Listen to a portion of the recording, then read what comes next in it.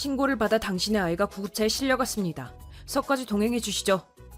저기 죄송한데 뭐죠? 한시가 급합니다. 저는 독신이라 집에 아이는 없는데요? 제 이름은 코바야시 리에, 28살 프리랜서 작가예요. 제가 사는 아파트는 방이 2개 있는 구조. 거기 혼자 살면서 일도 집에서 하고 있어요. 혼자 살기는 조금 넓지만 일단 이유가 있어요. 애초에 여기는 결혼을 전제로 사귀던 남친과 동거하기 위해 빌린 곳이거든요. 하지만 동거한 지 고작 반년 만에 파국을 맞이했죠. 같이 살아보지 않으면 모르는 점은 역시 있기 마련이더라고요. 아니 제발 한밤중에 유튜브 게임 실황을 보면서 시끄럽게 굴면 어떻게 자라는 거야. 한번 안 되겠다고 생각하기 시작하자 남편의 모든 면이 견딜 수 없어져 결과적으로 제가 헤어지자고 했어요. 헤어지고 몇 주 동안은 우울했지만 결혼하기 전에 성격이 안 맞는다는 걸 알게 된 건 잘된 일이고 무엇보다 혼자가 된 후의 쾌적한 생활은 정말 최고예요. 한동안 혼자 지내고 싶어요. 그 후에는 남는 방이 조금 아깝지만 혼자 살고 있어요. 다행히 꽤 벌이가 좋은 편이라 월세 자체는 문제없고 고작 반년 만에 이사하긴 좀 그러니 한동안 살자고 생각하여 지금에 이른 거죠. 이 아파트에서 혼자 사는 사람은 저 같은 사람 정도. 이웃들은 대체로 부부나 동거 커플이고 아이가 있는 가정도 드물지 않아요. 그런 이웃 중에 요즘 자주 대화하는 사람이 있어요. 위층에 사는 타카하시 아야코 씨라는 30대 중반 주부예요. 어머, 코바야시 씨, 좋은 아침. 좋은 아침이에요. 오늘도 덥네요. 제가 산책을 나가는 시간과 그분이 아들을 유치원에 데려다주고 돌아오는 시간이 겹쳐서 자주 공동현관에서 마주치거든요. 그러다 보니 그분과 가볍게 대화를 나누는 사이가 되었죠. 그래봤자 고작 몇 분 정도라 어쩌다 보니 라인도 교환했지만 라인을 주고받은 적은 없었어요. 다시 말해 조금 사이가 좋은 이웃 정도의 관계였던 거죠. 하지만 그러던 어느 날의 일, 아야코 씨한테서 이런 라인이 왔어요. 리에 씨, 부탁이 있는데 잠깐 괜찮을까? 네, 뭔가요? 사실 이번 주 일요일에 오랜만에 친구가 쇼핑하러 가자고 했거든. 그동안 우리 나오키 좀 맡아줄 수 있을까? 근데 저는 일이 있어서요. 재택근무잖아?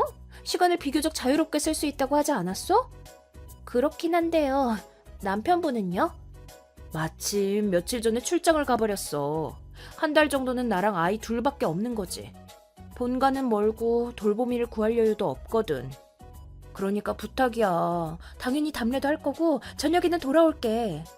그런 거라면 알겠습니다. 제가 맡아드릴게요. 아까 전에도 말했듯이 아야코 씨에게는 나오키라는 4살짜리 아들이 있어요. 저도 몇 번 만난 적이 있어서 서로 아는 사이이긴 했어요. 나오키는 좋게 말하면 기운이 넘치는 아이, 안 좋게 말하면 말을 잘 안 듣는 아이였어요. 제발 엄마 말 좀 들어. 싫어 사줘.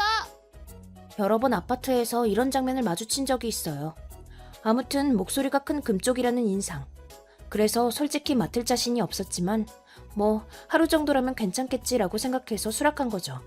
하지만 막상 당일이 되자 저기 숨바꼭질 하자. 미안해, 누나 지금 일하는 중이야. 잠깐만 기다려줄래? 싫어, 숨바꼭질 할 거야. 데카레인저 DVD 있어. 숨바꼭질 하고 싶어. 그래, 알았어. 이렇게 말을 정말 안 듣는 금쪽이었어요. 결국 방 안에서 한동안 놀아주어야 했죠. 집안은 질렸다면서 떼를 쓰길래 공원에 데려가고 돌아오는 길에 케이크를 먹고 싶다고 해서 근처 가게에서 디저트를 사주다 보니 밖은 날이 저물기 시작해 저녁이 되어 있었어요. 물론 일은 전혀 못했죠. 오늘은 새벽까지 일해야겠다고 체념했는데 더욱 곤란한 일이 기다리고 있었어요. 저기 곧 저녁 6시인데 언제쯤 돌아오실 예정인가요? 미안해. 벌써 시간이 그렇게 됐구나. 아니에요. 그래서 언제쯤 오시나요? 사실은 쇼핑 후에 오랜만에 술이라도 한잔 하자고 해서 조금 더 이따 갈 것 같아. 그건 조금 곤란해요. 아직 일도 남아있어서요. 괜찮아. 재택근무잖아. 그렇긴 한데요. 걱정하지 마. 자정 전에는 돌아갈게. 그렇게 늦게요? 뭐 어때? 미래에 아이가 생겼을 때 예행 연습이라고 생각하면 되지. 그럼 곧 가게에 도착하니까 부탁할게. 저녁까지라고 해놓고 설마 하던 연장. 아야코 씨에게 재택근무라는 한가한 사람이라는 편견이 있나 봅니다. 약속이 달라지니 화가 나려고 했지만 그렇다고 나오키를 밖에 내팽개칠 수도 없죠. 결국 이 작은 괴수와의 사투는 이어졌습니다. 저녁을 먹이고 목욕을 시키고 한동안 놀아주어야 했죠. 모르는 집이라 흥미진진한 나오키는 쉽게 자려고 하지 않았고 침대에서 숨소리를 내기 시작한 건 거의 밤 10시가 다 되어서였어요. 그리고 시계바늘은 나아가 밤 12시에 가까워지자 야, 고마워. 덕분에 굉장히 즐거운 시간을 보냈어. 아, 그거 다행이네요. 살짝 취해서 기분 좋아 보이는 아야코 씨가 드디어 데리러 오셨어요. 자고 있는 나오키를 안아서 돌아가셨죠. 저는 이미 만신창이었지만 그렇다고 한숨 돌릴 수 있는 건 아니에요. 그도 그럴 게 일이 전혀 마무리되지 않았으니까요. 그때부터 서둘러 일을 시작해서 겨우 끝냈을 때는 창문에서 햇빛이 들어오고 있었어요. 솔직히 2번은 사양이라고 생각했어요. 하지만 여기에 맞들리고만 아야코 씨. 고작 일주일 만에 리에 씨, 얼마 전에는 고마웠어. 아니요, 별 말씀을요. 우리 애 얌전히 있었어? 아, 네. 아주 기운이 넘치더라고요. 어머, 그래? 우리 애도 리에 씨네 집이 마음에 들었나 봐. 그거 다행이네요. 그래서 말인데 다음 주 일요일도 부탁할 수 있을까? 이번에는 다른 친구한테 연락이 왔거든. 아이가 있어서 안 된다고 했는데 꼭 와달라고 해서. 도와드리고 싶은 마음은 굴뚝 같지만 그날은 조금 바빠서요. 재택근무잖아. 어떻게든 되지 않겠어? 재택근무여도 바쁠 때는 있어요. 일이라서요. 어머, 그렇구나. 어떻게 이렇게 뻔뻔할 수가 있을까요? 어떻게든 잘 넘겼다고 생각했는데 아야코 씨가 말한 날의 아침이 되자 미안해. 도저히 거절을 못하겠더라고. 이제 가야 하니까 부탁할게. 인터폰이 울려 나가보자 아야코 씨가 제 말은 듣지도 않고 도망치듯이 떠나갔어요. 나오키를 저에게 떠넘기고 이렇게 또다시 작은 괴수의 상대를 하게 되었죠. 물론 일은 전혀 할 수 없었어요. 지난번처럼 심야에 돌아온 아야코 씨에게 나오키를 넘기고 지친 상태로 일출까지 일을 해야만 했어요. 이제 아침에 인터폰이 울려도 무시하자고 다음에야말로 거절하겠다고 결심하자마자 또다시 아야코 씨에게 이런 라인이 리에 씨, 이번에도 고마웠어. 그 애도 참 엄청 즐거웠나 봐. 아, 네. 그거 다행이네요. 그래서 다음 주 일요일 말인데 이번에는 1박 온천 여행을 가게 되었어. 또 맡아줄래? 다음 주 일요일이요? 맞아. 죄송해요. 그날은 회사에서 회의가 있어서 아침 일찍부터 나가봐야 해요. 회의? 재택근무 아니야? 가끔은 회사에 나가봐야 해요. 정말로? 네. 아침에 나가서 아마 오후까지 집에 돌아오지 않을 거예요. 그러니 죄송해요. 우연이지만 정말 그날은 회의가 있어요. 원래라면 귀찮은 일이지만 이때만큼은 고마웠어요. 그리고 당일 저는 아침 일찍 집을 나왔어요. 설마 밖에서 기다리고 있는 건 아닐까 조마조마했어요. 하지만 이번엔 이해해준 건지 아야코 씨와 나오키를 만나지 않아 안심하고 업무처로 향했어요. 회의를 마치고 오는 길에 점심을 먹고 집에 돌아왔어요. 시간을 보니 약 5시간 정도의 외출이었는데 저희 집 앞에 경찰이 와 있었어요. 무슨 일인가 하고 말을 걸어보자 신고를 받아 당신의 아이가 구급차에 실려갔습니다. 저까지 동행해 주시죠. 엄청난 말을 들었어요. 잠깐 당황했지만 바로 대답했어요. 저기 죄송한데 뭐죠? 한시가 급합니다. 저는 독신이라 집에 아이는 없는데요. 아니, 이 집 앞에 작은 남자아이가 쓰러져 있었습니다. 변명은 서있어 들을 테니. 제 아이가 아니라니까요? 이렇게 언쟁을 하게 되었어요. 얼마 후 외출하셨던 이웃분이 돌아와서 아이가 없다는 걸 증언해 주셨어요. 이걸로 저에 대한 의혹이 사라져 경찰도 사과해 주었어요. 그리고 자세히 얘기를 들어보자 아파트 주민 중 한 명이 제 집 앞을 지나가는데 어린 남자아이가 문 앞에서 쓰러지려고 하는 걸 발견했다고 해요. 지금은 한여름이라 땡볕에서 몇 시간이나 서 있던 탓에 열사병에 걸린 것 같아요. 그 사람은 구급차를 부르고 의식이 있는지 확인하기 위해 아이에게 말을 걸었는데 엄마가 여기 있으라고.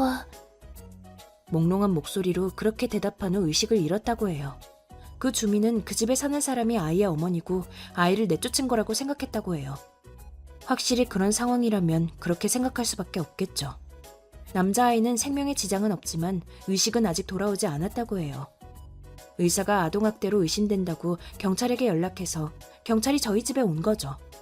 물론 그 쓰러진 소녀는 나오키예요. 저는 이런 대참사를 일으킨 원흉에게 연락을 했어요.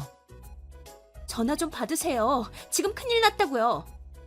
미안해. 방금 기차를 탔거든. 신이 나서 전화가 오는 줄도 몰랐어.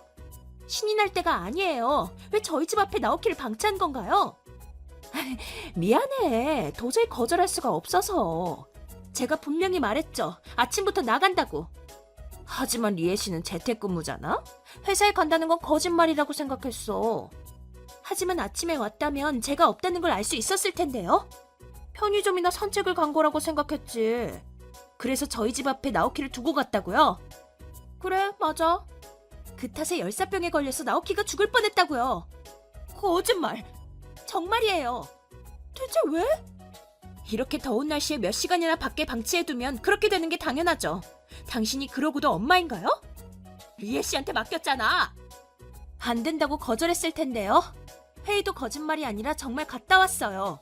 믿지 못하겠으면 회사에서 출석부라도 복사해서 보내드려요? 그럼 그 아이는 몇 시간이나 문 앞에? 네. 다행히 어떤 주민분이 구급차를 불러서 목숨은 구했지만 안 그랬으면 위험했을 거예요. 의식도 아직 돌아오지 않았고요. 어떡할 건가요? 목숨이 걸린 문제였어요. 부탁이야. 남편한테 말하지 말아줘. 아이가 죽을 뻔했는데 가장 먼저 나오는 말이 그거예요? 그리고 이미 늦었어요. 늦었다니? 방금 전에 남편분과 연락이 됐어요. 서둘러 오겠다고 하셨어요. 전에 대화를 나누었을 때 회사 이름은 들었거든요. 회사에 연락해서 번호를 물어봤어요. 무슨 짓을 한 거야? 그건 제가 할 말이에요. 정말 말도 안 되는 엄마가 다 했다고 생각했죠. 이런 상황에 아이의 목숨보다 자기 보신이라니. 그리고 몇 시간 후. 나오키, 그 아이는 무사한 거야? 그녀는 나오키가 입원하고 있는 병원에 찾아왔어요. 하지만 그 병실에는 저 말고도 다른 사람이 한 명 더. 그 아이는 무사하냐고? 이제 와서 좋은 엄마인 척 굴지 마. 얘기는 코바야시 씨에게 들었어. 어처구니 없는 짓을 했더군. 남편인 카즈키 씨예요. 나오키가 아직 자고 있어서 목소리는 작았지만 딱 봐도 엄청 화나 보였어요. 아니야, 이건... 변명은 됐어. 두 번 다시 나오키한테 접근하지 못하게 할 거야. 잠시만, 제발 내 말 좀 들어줘. 네 얘기는 내가 아니라 이쪽 분한테 들려드려. 부인, 서까지 동행해 주십시오. 어느새 찾아온 경찰이 말을 걸자 아야코 씨는 절망스러운 표정으로 주저앉았어요. 결국 아야코 씨는 학대 용의로 연행되었어요. 고의가 아니었고 다행히 나오키의 생명에 지장이 없었으며 평소부터 학대했던 게 아니었기 때문에 엄중히 주의받는 걸로 끝났어요. 하지만 다른 사람에게 아이를 맡긴 채 밤 늦게까지 마시고 다닌 점이나 상대가 거부하는데 아이를 억지로 맡기려고 한 점, 그리고 상대의 합의 없이 집 앞에 방치하고 놀러 나간 것 등 카즈키 씨의 분노는 시간이 지나도 가라앉지 않았고 나오키가 입원 중에 이혼을 청구했어요. 물론 친권은 남편분이 가져갔고 위자료도 청구당했다고 해요. 앞으로 아야코 씨가 나오키를 만나는 것은 허락되지 않아요. 아야코 씨는 마음대로 살찐 결과 모든 걸 잃게 되었어요. 그리고 나중에 카즈키 씨가 저희 집에 찾아오셨어요. 이번엔 전처가 민폐를 끼쳐 대단히 죄송합니다. 이건 약소하지만 지금까지 일의 손해배상금입니다. 아니에요. 이혼하셔서 안 그래도 힘드실 텐데. 부디 받아주세요. 제가 전체의 거짓말을 파악하지 못한 잘못이니까요. 그 말씀은... 외출할 때는 매번 카즈키를 데리고 간다고 했습니다. 늦어질 때는 친구 집에서 나오키를 재울 테니 가끔 놀러가는 것 정도는 괜찮지 않냐고 해서. 순 거짓말 투성이잖아. 업무 특성상 출장이 많아서 아내와 카즈키를 세세히 케어하지 못했습니다. 그렇다고 거짓말을 해도 되는 건 아니죠. 아야코 씨의 죄가 용서받을 수 있는 건 아니에요. 그렇게 말씀해 주시니 위안이 됩니다. 그리고 오늘은 하나 더 드릴 말씀이 있어서요. 하나 더요? 만약 코바야시 씨의 사정이 괜찮으시다면 이사하시는 게 좋을 것 같습니다. 이유가 뭔가요? 사실은 전처의 본가에서 연락이 왔는데 코바야시라는 여자 때문에 인생이 망했다라면서 매일 원망하는 말을 외치며 날뛰고 있다고 합니다. 네? 물론 그쪽에도 사정은 설명해 두었습니다. 다만 만에 하나 본가의 감시를 벗어나 여기까지 올지도 모른다고 생각하니 걱정돼서요. 저희도 이번 달 안에는 이사할 예정이니 코바야시 씨께도 말씀드려야 한다고 생각했습니다. 그랬군요. 감사합니다. 저도 조만간 이사하려고 했는데 마침 잘 됐네요. 그렇다면 다행입니다. 이제 만날 일은 없겠지만 코바야시 씨가 편안히 지낼 수 있길 바라겠습니다. 저야말로 부자간에 사이좋게 지내시길 바래요. 그 후 저는 바로 짐을 정리하고 이사 준비를 시작했어요. 의외로 좋은 집을 금방 발견해서 일주일 후에 이사하게 되었어요. 그리고 드디어 이사하는 날이 되었는데 이 망할 년 놓치지 않겠다. 아야코 씨? 네가 재택근무인 주제에 집에 없는 척을 해서 이렇게 된 거야. 내 인생 돌려내! 질이 멸렬한 말을 외치며 저에게 뛰어왔어요. 하지만 제가 화려하게 피해서 아야코 씨는 얼굴로 슬라이딩. 얼굴이 까져 코피를 흘리는 비참한 몰골이 되었죠. 이 자식! 죄송하네요. 재택근무에 대해 오해하고 있는 것 같으니 그것만 정정해두죠. 저는 프리랜서 작가라서 기본적으로 회사로 출근할 의무는 없어요. 하지만 출판사나 취재처를 찾아가는 일은 많아요. 그리고 저는 얼굴을 드러내고 활동하고 있어서 수입도 많죠. 대충 1,500만 엔 정도일까요? 뭐? 프리랜서는 사회보장을 잘 못 받거든요. 그만큼 일반적인 사회인보다 1.5배는 벌 수 있죠. 전 그런 것 치고도 많이 버는 편이지만요. 그래서 여기보다 훨씬 보안이 좋은 타워파크로 이사하기로 했어요. 웃기지 마. 나는 모든 걸 잃었는데 무조건 죽여주겠어. 네, 그 다음은 감옥에서 외쳐주세요. 여보세요, 경찰인가요? 정신이 나간 여자에게 습격받고 있어요. 도와주세요. 아야코 씨는 도망가려고 했지만 넘어졌을 때 다리를 접지른 건지 잘 일어서지 못해서 기어서 도망가려고 했어요. 물론 달려온 경찰에게 순식간에 체포당해 연행되었죠. 이번엔 폭행 미수이기 때문에 처벌받지는 않았지만 경찰이 아야코 씨를 본가에 데려다주며 엄중히 주의 주는 모습을 이웃들이 목격하여 좋지 않은 소문이 순식간에 퍼졌어요. 아야코 씨의 본가는 아야코 씨를 쫓아낸 데다 밤에 도망을 가버렸다고 해요. 본가는 아야코 씨 부모님의 대리인이 처분하여 아야코 씨는 무일푼, 백수, 노숙자가 되어 얼마 후 사라졌다고 카즈키 씨의 변호사를 통해 저에게 연락이 왔어요. 착실한 사람이네. 사람은 순식간에 전락한다는 걸 느낀 사건이었어요. 참고로 이 사건도 제가 경험한 공포 체험으로서 등장인물을 명확히 밝히지 않고 기사를 작성할 생각입니다. 기사가 나오면 꼭 댓글 달아주세요.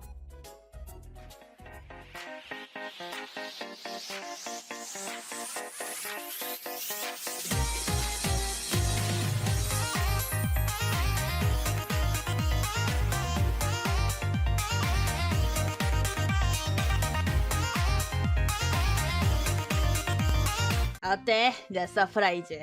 절친의 결혼 상대가 설마 하던 전화네. 놀라서 목소리도 안 나오나 봐. 내 이름은 카지 시우치, 26살. 절친의 결혼식에 초대받아 가보니 신부가 전 아내였다는 충격의 도가니를 조우하고 말았는데 일의 발단은 약 2년 전으로 거슬러 올라간다. 유코, 나 너랑 평생 함께 있고 싶어. 행복할 때도 슬플 때도 너와 서로 지탱하고 싶어. 부디 저와 결혼해주세요. 네, 물론이지. 인생의 가장 큰일이라고도 할 수 있는 프로포즈를 성공하여 드디어 약혼자가 된 이 여성의 이름은 유코. 나보다 2살 어린데 친구의 소개로 알게 되었다. 프로포즈 후 서로의 부모님께 인사. 막힘없이 승낙을 받아 식준비를 시작했다. 식장을 준비하고 초대장을 보내고 서로의 의상도 다 정하고 먼저 혼인신고까지 마친 후 남은 건 본방을 맞이하는 것뿐이었다. 하지만 결혼식 며칠 전 아침에 일어나 보니 아내 유코의 모습이 어디에도 없었다. 마트나 편의점이라도 갔나 싶었는데 거실 책상 위를 보고 잠이 확 깼다. 나는 허둥지둥 아내에게 연락했는데 이거 뭐야? 설명해줘. 설명이고 뭐고 보이는 그대로야. 작성이 완료된 이혼신고서의 의미는 하나밖에 없잖아. 아직 호적을 올린 지 1달도 안 지났잖아. 게다가 이제 며칠 후면 결혼식이라고. 알 바 아냐. 날 속였잖아. 뭐? 어제 말이야. 우연히 네 급여 명세를 보고 말았어. 실수령 14만 원이라니 어떻게 된 거야? 전에 잠깐 얘기했잖아. 회사 경영이 위태로워서 월급이 줄었어. 해고당하지 않았으니 난 그나마 나은 거야. 그렇다고 월급이 14만 원? 연봉으로 치면 150만 원 정도인 거잖아. 고작 그걸로 결혼하겠다니 정신 나간 거 아니야? 지금은 잠깐 수입이 내려간 것 뿐이잖아. 이직할 수도 있고 결혼식이 끝나면 얼마든지 방법이 있어. 그런 보잘것없는 명세서를 본 후라 설득력이 없어. 전문직이라 나름 월급이 좋아 보여서 기대했는데 설마 연봉 150만 원인 하급 직원이었다니. 아무튼 돌아와줘. 나한테도 여러 계획이 있으니까 그걸 설명하고 싶어. 미안하지만 이젠 안 돼. 너랑 결혼 못해. 잘 있어. 잠깐, 아무리 그래도 너무 일방적이잖아. 부탁이니까 답장해줘. 이 얼마나 불합리하고 일방적인 이혼인가. 아까도 말했지만 결혼식 며칠 전의 이야기다. 그 이후 행방불명이 되어버린 유코. 덕분에 식장 취소료를 내고 초대장을 보낸 사람들에게 사과하고 돌아다니는 꼴이. 상대 부모님도 유코의 행방을 모르는지 그저 면목이 없다며 고개를 숙였다. 뭐 그분들한테 뭐라고 하는 건 번지수를 잘못 찾은 거겠지. 오히려 적지만 식장 취소비로 써달라며 상당한 돈을 보내주었다. 부모는 정상적인 사람들인데 딸은 대체 왜 그런 건지. 뭐 생각해봤자 소용없지. 눈앞에 있는 사실은 그저 하나. 내 결혼 사실이 고작 몇 달 만에 종료되었다는 것이다. 트라우마급으로 쓴 기억으로서 마음에 남아버려 한동안은 결혼, 결혼식, 웨딩드레스라는 단어를 듣는 것만으로 굳어버릴 정도였다. 결혼 잡지가 눈에 들어오기만 해도 기분이 가라앉아서 고생했다. 그로부터 약 1년 반이 지난 현재 나는 일이 바빠서 유코에 대해 떠올리지 않게 되었다. 그날 무시당한 월급을 팍팍 늘려야지 하고 오기가 생기기도 했고 말이다. 그러던 어느 날 몇 년이나 연락하지 않은 친구에게 이런 연락이 온 것이다. 아이, 오랜만. 잘 지냈냐? 진짜 오랜만이다. 돌아온 거야? 아, 3달 전에. 그럼 좀 더 빨리 연락했어야지. 안 그래도 2년 넘게 연락 안 했으면서. 이야, 전파가 안 좋은 지역을 계속 돌아다녔거든. 믿겨지냐? 연락을 하기 위해서 위성 전화나 편지를 이용해야 한다고. 그거 대단한데? 들려줄 얘기가 많은 것 같다. 그럼 아주 배불리 얘기 들려줄게. 근데 돌아왔다는 건 드디어 어디 자리 잡을 생각이 들었다는 거야? 뭐 그렇지. 이미 살 집도 정했어. 아버지 일을 돕기로 했거든. 네가 그런 건실한 삶을 선택하더니 무슨 심경의 변화라도 있었냐? 사실은 반년 정도 전에 여행 간 곳에서 여행 중인 여자를 만났거든. 그거 참 로맨틱한 만남이네. 그리고 서로 마음이 맞아서 뭐 이것저것 할 거 다 하고 3달 전에 일본으로 돌아왔을 때 제외했어. 잘 됐네. 사귀게 된 거지? 아, 그래서 얼마 전에 프로포즈했어. 너무 빠르잖아. 솔직히 운명을 느꼈거든. 혼인신고도 이미 했어. 네가 좋다면 됐지만 그래서 결혼식도 3달 후에 할 예정이야. 그것도 갑작스럽네. 너도 당연히 와줄 거지? 식부터 2차까지 있어줄 거지? 그래, 물론이지. 참고로 그 운명의 사람의 이름은? 유코라고 해. 이 가벼워 보이는 남자 이름은 시모오카 타카오미. 고등학교 때부터 알던 사이로 절친이라고 해도 좋을 것이다. 하지만 라인으로 얘기한 대로 대화한 건 거의 2년만. 타카오미는 대학을 졸업하고 바로 배낭여행자가 되었기 때문이다. 전 세계를 여행하느라 연락이 잘 안 되면서 소원해졌다. 그래서 내가 결혼했다는 것도 아마 모를 것이다. 뭐 굳이 말할 필요는 없겠지. 그리고 그런 타카오미가 귀국하고 얼마 안 돼서 결혼식을 올린다고 한다. 가난하게 여행하던 타카오미가 어떻게 제대로 된 식을 올릴 수 있냐면 사실 그는 대기업의 후계자이다. 아마 이미 아버지 회사에 취직하는 게 정해져 있고 결혼식하는 돈도 아버지가 내주시겠지. 대학 졸업 후 몇 년이나 마음 편히 배낭여행을 하고 그 후 바로 인류기업에 취직이라니 정말 부러운 신분이다. 이렇게 불평은 했지만 기본적으로는 소중한 절친이다. 물론 진심으로 축하할 생각이었다. 그런데 타카오미의 결혼자의 이름은 유코라고 한다. 뭐 흔한 이름이니 설마 싶었지만 결혼식 당일 그럼 신부의 입장입니다. 이야, 어떤 미인의 신부가... 어? 여유롭게 둘의 등장을 기다리고 있던 나는 충격받은 목소리를 냈다. 무려 절친의 옆에 있던 신부는 정말 내 전 아내였던 것이다. 맑은 얼굴로 버진 로드를 걷는 유코. 너무 충격적인 일에 나는 아연해졌다. 유코는 내가 온다는 걸 알고 있었던 건가? 애초에 타카오미는 신부가 내 전 아내라는 걸 알고 초대한 건가? 대체 뭐가 어떻게 된 거지? 이런 의문이 머리를 돌고 돌아 식에서 피로연으로 옮겨진 후에도 그저 멍하니 앉아있었다. 그리고 2차, 돌아가고 싶었지만 출석한다고 말했으니 일단은 참가하기로. 성실한 성격이 밉다. 하지만 인원수만큼 예약했을 테니 파토 내면 가게도 곤란하겠지. 적당한 타이밍을 봐서 돌아갈까 생각하고 있었는데. 슈이치, 오랜만이네. 그러게. 살짝 취한 전 아내가 찾아와서 말을 건 것이다. 야, 이래도 되겠어? 너 오늘 주연이라고. 하지만 전 아내는 신경도 쓰지 않고 얘기를 이어나간다. 놀랐지? 설마 타카오미가 슈이치의 친구였을 줄이야. 세상이 참 좁네. 제발 누가 빨리 얘 좀 데려가줘. 전혀 거리낌 없어 보이는 유코. 나는 어쩌면 좋을지 모른 채 애매한 웃음을 찔 수밖에 없었다. 이때까지 나는 오늘의 주연인 신부의 과거를 건드릴 생각은 전혀 없었다. 오히려 이미 끝난 일이라고 잊고 있었고 유코의 악행은 무덤까지 가져갈 생각이었다. 그런데 유코는 싱글벙글 더러운 웃음을 띄우며 얘기를 계속했다. 정말 그때 널 버리길 잘했어. 안 그랬으면 미래의 사장 부인 자리 따윈 얻을 수 없었을 테니까. 그런가요? 넌 여전히 하급 직원이야? 연봉 150만 원이었나? 진짜 앞길이 컴컴하겠다. 와우, 세상 물정 모르는 것도 정도가 있지. 불쌍하게 여겨질 정도네. 어이없이 보고 있는데 이번엔 타카오미가 찾아와서 어때? 내 서프라이즈. 절친의 결혼 상대가 설마 하던 전화네. 놀라서 목소리도 안 나오나 봐. 아무래도 타카오미도 알고서 날 부른 것 같다. 다만 타카오미의 경우 아기가 있어서 그런 게 아니라는 건 알고 있었다. 타카오미는 대학생 때부터 너무 까물다가 말도 안 되는 짓을 저지르는 남자였다. 한마디로 기세만으로 살아가는 남자. 하물며 그는 대학을 졸업한 후에도 제대로 사회 경험을 쌓지 않았다. 그 당시에 아이 같은 감각이 아직 남아있는 거겠지. 어쩔 수 없지. 어떤 기분이야? 역시 어색한가? 뭐 그렇지.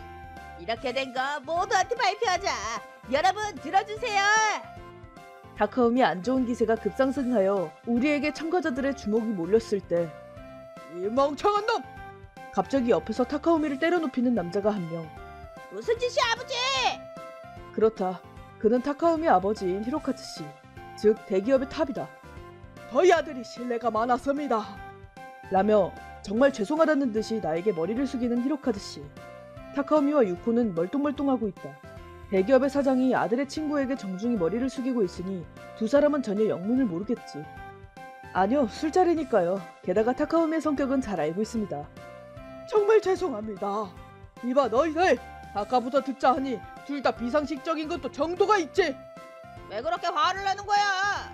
닥쳐라! 너희가 하고 있는 짓은 수십억의 이윤을 날릴지도 모르는 일이야. 뭐? 어떻게 된 거야? 잠깐 슈이치 정말 바보끼리 모인 부부구만. 사실 나는 회사원 시절부터 앱 개발을 하는 기업을 세우고 있었고 1년 전에 독립했다. 필사적으로 힘낸 보람이 있어 출시한 앱이 크게 히트를 쳤다. 꽤 높은 매출을 내는데 성공한 것이다. 그런데 회사가 우연히 히로카츠 씨에게 주목을 받아 몇 달 전에 히로카츠 씨의 회사에서 매수하게 된 것이다. 물론 원만하게 상의되어 나도 납득하고 회사를 내놓았다. 앱의 운영을 히로카츠 씨의 회사에서 맡으면 약 몇십억 엔의 이윤이 나올 것으로 예상된다. 그가 말한 건 그런 뜻이다. 이 두 사람의 태도로 내가 기분이 상해서 회사의 매매를 그만둘 가능성도 있다. 그도 그럴 게 내 회사를 원하는 대기업은 더 있으니까. 그리고 신랑이 아버지에게 맞는 대사건, 아니 기이한 사건이 일어난 다음날 타카오미에게 연락이 왔다. 왜 이렇게 된 걸까? 난 그냥 재밌을 것 같아서 한 것뿐이야. 당하는 내 입장도 생각해봐라. 안 좋게 헤어진 전 아내가 친구랑 결혼식을 올리고 있는 거라고. 재밌긴커녕 처음부터 끝까지 기분이 안 좋았어. 그래, 아버지한테도 그 후에 호되게 혼났어. 그럼 우는 소리 하기 전에 할 말이 있지 않을까? 정말 미안. 그래서 사과라도 하긴 좀 그렇지만 내가 네 일을 도울게. 뭐? 내가 네 일을 도와줄 테니까. 솔직히 말해, 아버지한테 혼나서 고용되지 못하게 되었다고. 너 알고 있었냐? 난 아버님의 회사와 거래하고 있으니 말이야.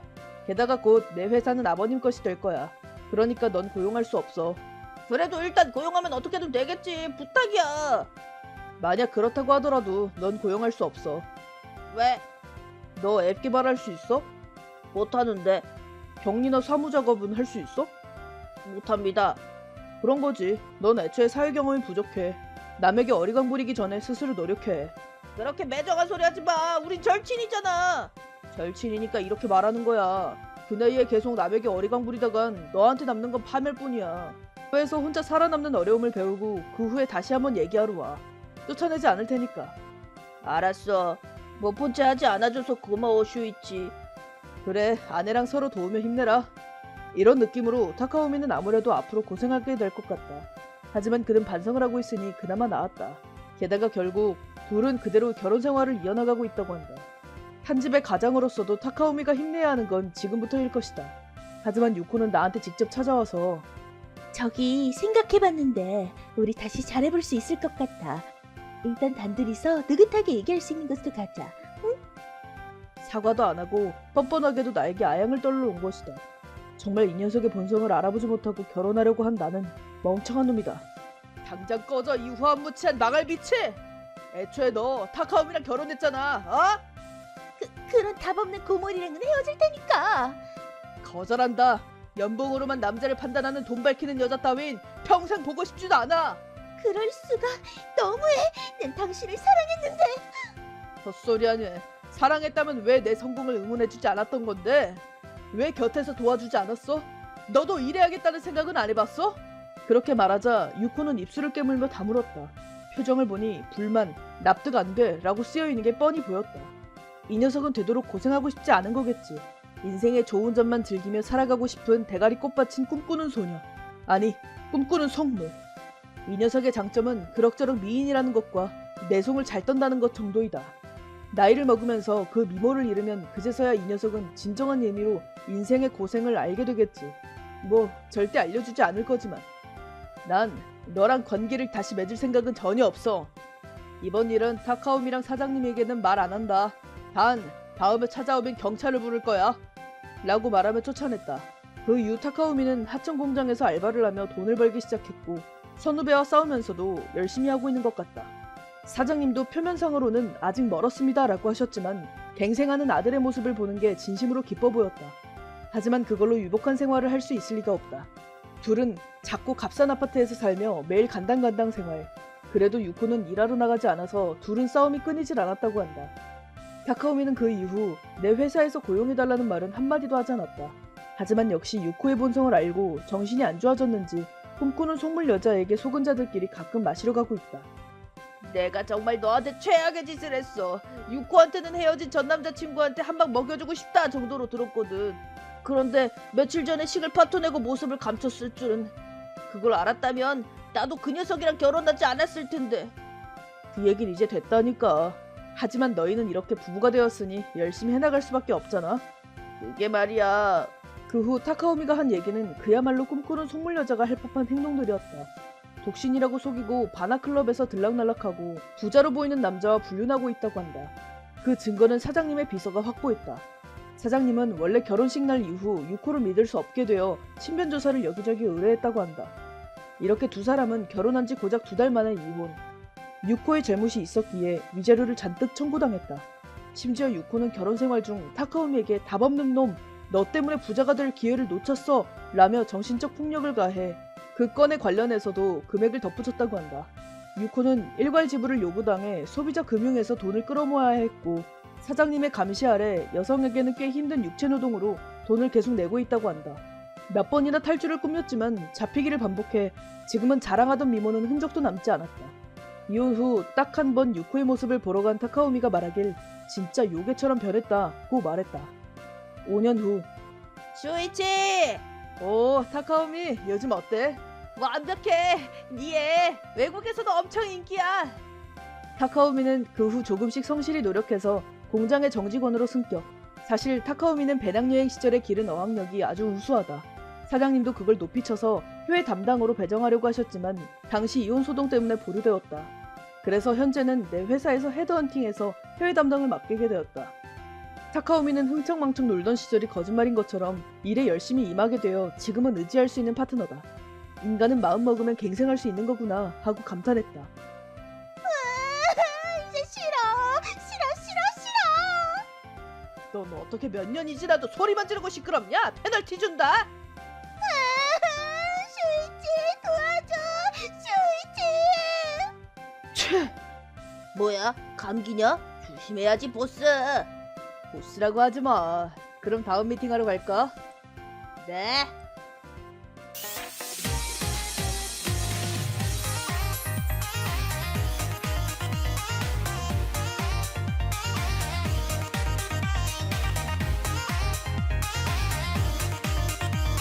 제 이름은 사이토 모니카.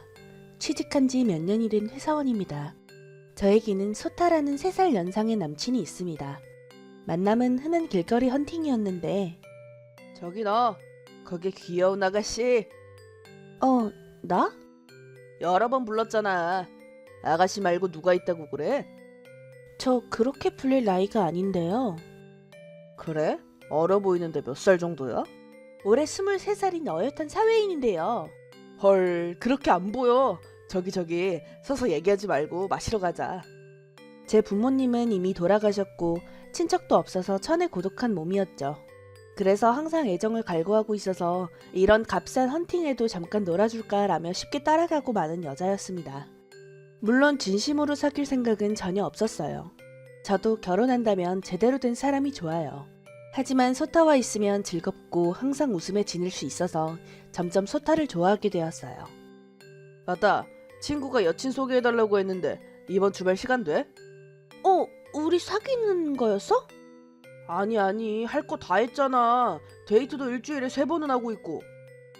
말을 안 하니까 몰랐지. 아니 그런 거 부끄러워서 말이야. 이렇게 눈치채보니 사귀고 있던 저희들. 소타는 제가 살던 집에 굴러들어와 동거를 시작했어요. 그리고 반년 정도 지났을 즈음. 와, 진짜냐? 왜 그래? 임신? 병원을 가야 알 수 있겠지만 2줄이니까 확실한 것 같아. 그렇구나. 나도 드디어 아빠가 되는구나. 그보다 나 싫은데? 미혼인 채로 엄마가 되는 건. 응? 이해하지? 내 불안한 마음 따위는 생각도 못하는 건지 소타는 그럼 잘 알지란 느낌으로 그렇네. 결혼할까? 아 정말 이런 건 보통 남자가 먼저 말해야 하는 거 아니야? 아니 진짜 기쁘다니까. 아내랑 아이가 한 번에 생기다니 나는 정말 행복한 놈이야. 저기 정말 기쁜 거 맞지? 지우라고 하지 마. 같이 키워줄 거지? 당연하지. 순서가 반대가 되어버렸지만 난 너랑 결혼해서 아버지가 될 수 있는 게 기뻐. 다행이다. 소타와 결혼이라니 솔직히 생각한 적 없지만 가족은 쭉 갖고 싶었다. 부모님을 잃은 후 계속 혼자라 외로웠던 나로서는 그래서 생각하지 못한 형태이긴 했지만 아내가 엄마가 될 수 있다니 이런 기쁜 일은 살면서 처음이었다. 그럼 일단 결혼신고서 받아서 제출할까? 좋은 일은 빨리 하라고 하니까. 너무 좋아. 가자. 우리는 바로 혼인신고서를 받으러 가기로. 갑작스런 일이었기에 증인은 시청 직원분들께 부탁했어요. 증인은 반드시 2명 필요하다고 법률로 정해져 있어서 이런 부탁을 받는 경우가 적지 않다고 해요. 혼인신고서 수령했습니다. 정말 축하드립니다. 감사합니다. 좋았어. 그럼 다음은? 아직 어디 갈 데가 있어? 당연하지. 우리 부모님. 그치. 근데 어쩌지? 부모님 허락도 없이 입적이라니 혼나는 거 아니야? 저는 부모님이 안 계셔서 완전히 잊고 있었는데 소타의 부모님은 건강하시다고 들었어요. 저는 임신한 것, 결혼할 수 있다는 것이 기뻐서 들뜬 나머지 가장 중요한 걸 뛰어넘기고 만 거예요. 괜찮아. 우리 부모님 절대 반대 안 해. 정말? 그 말 믿어도 되지? 그럼 남편님한테 딱 맡겨둬. 좋았어요. 여친 데려왔어. 뭐 들리진 않겠지만. 저기 처음 뵙겠습니다. 너 웃긴다. 이런 상대한테 무슨 인사를 하냐? 잠깐, 이거 어떻게 된 거야? 아니 뭔가 얼마 전에 갑자기 쓰러지더니 이렇게 됐어. 집에 갔더니 쓰러져 있더라고. 무슨 병인지도 잘 기억 안 나지만. 뭐야 그게? 말도 안 돼. 나도 부모가 이렇게 되어서 악몽이었다니까. 뭐 집에 둬봤자 방해되잖아. 그래서 병원에 두고 있는 거지. 네 부모님이잖아. 이런 짓을 하더니 무슨 생각인 거야? 이제 내가 누군지도 모를 거 아니야. 요양원에 쑤셔 넣으려고 했더니 돈이 하나도 없는 거야. 쓸모없어. 보험 같은 건 들어있으니 일단 여기 쑤셔 넣었지. 최악이야. 그럼 간호 잘 부탁한다. 뭐? 아니 잠시만. 나도 일이 있는데 부탁한다니 무슨 말이야? 그야 간호는 여자가 하는 일이잖아. 그래서 결혼해준 거야. 너도 결혼할 때 기뻐했잖아? 그보다 나 내일부터 미국으로 일하러 감. 뭐? 잠시만. 영문을 모르겠어. 갑자기 뭐야? 타이밍 좋게 네가 임신해줘서 잘 됐지 뭐야. 나 진짜 운이 좋다니까. 그럼 잘 부탁한다. 잠깐. 그게 아니라 그런... 소타를 쫓아가려고 할 때 강렬한 토끼가 덮쳐왔어요. 나중에 알게 된 건데 제 입덧은 여기서 시작된 것 같았어요. 간호사분이 절 발견하고 바로 산부인과에 가라고 하셔서 저는 근처 산부인과로 실려갔어요. 검사해보니 임신 6주째. 입덧이 시작돼도 이상하지 않을 거라고 했어요. 산모수첩 발행 수속 등 서류를 받고 비틀비틀 집으로 귀가. 가전이나 공통으로 쓰는 계좌의 등은 모두 가져간 후였어요. 처음부터 나를 버릴 생각이었던 거야. 바보야. 그런 쓰레기에게 속아서 아이까지 임신하고 다 빼앗기다니. 하지만 울어봤자 돈이나 가전이 돌아오는 게 아니죠. 저는 바로 집계약을 취소하고 결국 소타의 본가에 신세를 지기로 하였어요. 허락은 받지 못했지만 저에게는 돌아갈 본가가 없고 무엇보다 뱃속의 아이를 키워야 해요. 이것저것 따질 때가 아니었죠. 게다가 그 늙은 시부모님을 내버려두는 것도 마음에 걸려 병문안을 다니기로 했어요. 저기 안녕하세요. 소타 씨와 결혼한 모니카예요. 기억하시나요? 혹시 한동안 대하다 보니 아무래도 몸이 움직이지 않을 뿐 저를 인식하고 계시다는 걸 알 수 있었어요. 아버님이랑 어머님 그 상태로도 의식은 있는 것 같던데. 그보다 돈 돌려줘. 반만이라도 좋으니까. 의식이 있을 리가 없잖아. 그딴 몸뚱아리로. 그리고 돈이 남아있을 리가 없잖아. 이사하면서 다 썼거든. 그리고 이것 봐라. 이야, 여기 진짜 즐겁다. 돌아가면 얘기 잔뜩 해줄게. 아내의 의무를 다해서 간호 잘 부탁. 정말 최악이야. 이렇게까지 대놓고 쓰레기인 게 오히려 잘된 걸지도 몰라요. 아무런 미련도 없이 여기서 힘내자고 생각할 수 있었어요. 그 후에도 소타한테 새 메시지나 사진이 왔지만 저나 시부모님을 생각하는 것 같은 내용은 하나도 없었고 그러긴커녕 여자와 노는 사진뿐이라 확인도 안 하게 되었어요. 수고하셨습니다. 오늘도 피곤하다. 속이 이상해. 입덧은 점점 심해졌는데 저는 구토 입덧이라고 토끼가 멈추지 않았어요. 물만 마셔도 속이 안 좋아지는 날이 있을 정도였어요. 그래도 일하지 않으면 생활할 수가 없으니 몸 상태가 안 좋아도 참고 일을 계속했어요. 소타의 본가에서 생활할 수 있는 덕분에 월세 걱정이 없어진 게 불행 중 다행이었어요. 하지만 돈이 될 만한 가전은 소타가 팔아치웠는지 결국 사야만 하는 것도 있어 지갑 사정은 안 좋아지기만 했죠. 아버님, 어머님 안녕하세요. 오늘은 날이 덥네요. 병원이지만 열사병에 조심해야겠어요. 부모님의 병문안을 다니기 시작한 지 2달. 이날 놀라운 변화가 일어났어요.